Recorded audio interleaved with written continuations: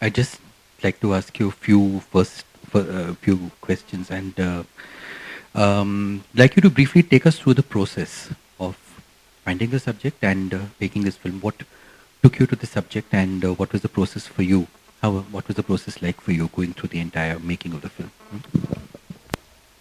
Uh, so basically, I, c- I heard about these chore dwellers when I was working on my diploma film at NID, and even then I was trying to look at communities that live next to the Brahmaputra River in Assam, but I never really met a chore dweller per se, and it and I'd heard basically when throughout NID, actually ever since I started living in Assam, I have always kind of felt like the outsider. So a lot of films that I've worked on at NID as student films, and now like they've all kind of come from this one idea of not feeling at home where you actually live. So when I heard about these people who live on the church, I kind of realized that they were in a similar sort of situation. But obviously, politically, the situation has become out of hand. Because from on one hand, it's it's India itself, or especially people in Assam who completely detest these immigrants who come and live, and then they live on these pieces of land that again get taken by the river, so they're kind of stuck in the middle where um, they caught from either sides. So for me that became a very interesting thing that these people were going through, which somewhere reflected what I felt as well. So that's how I started thinking about working on this subject. And so I was working after NID, I was working in Disney making promos. So I've heard about this little fellowship that TIS gives to people to make films. So I had written this pitch a long time ago, and I just went and pitched it to them, and it kind of worked out. So yeah, I took a break and worked on this film.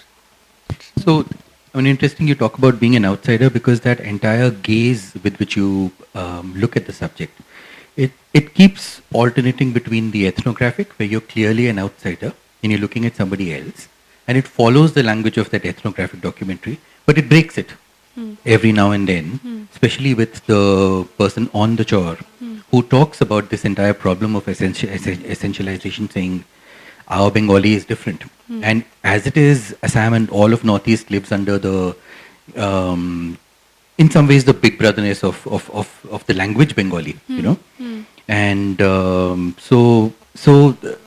it's interesting how you keep breaking that. You keep breaking that with this person talking against essentialization. He gives the Kerala example, saying, "Do you speak Hindi there? No, you don't." Hmm.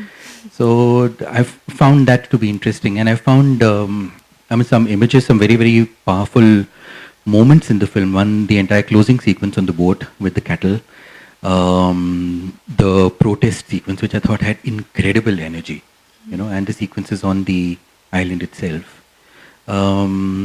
Do you at all want to talk about that process of how you decided what approach to take to making this film? Okay.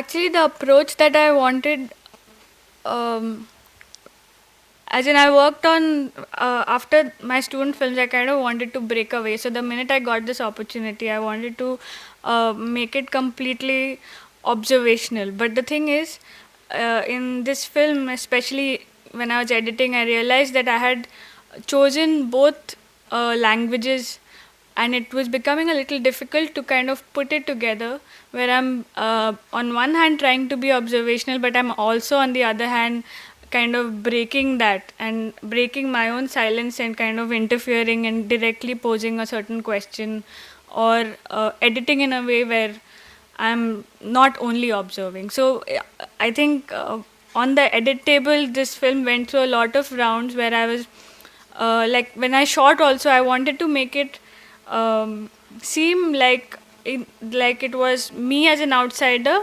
along with this person who lives on the shore, along with this one Assamese activist, and we are all kind of having this conversation with our own kind of baggage that we hold.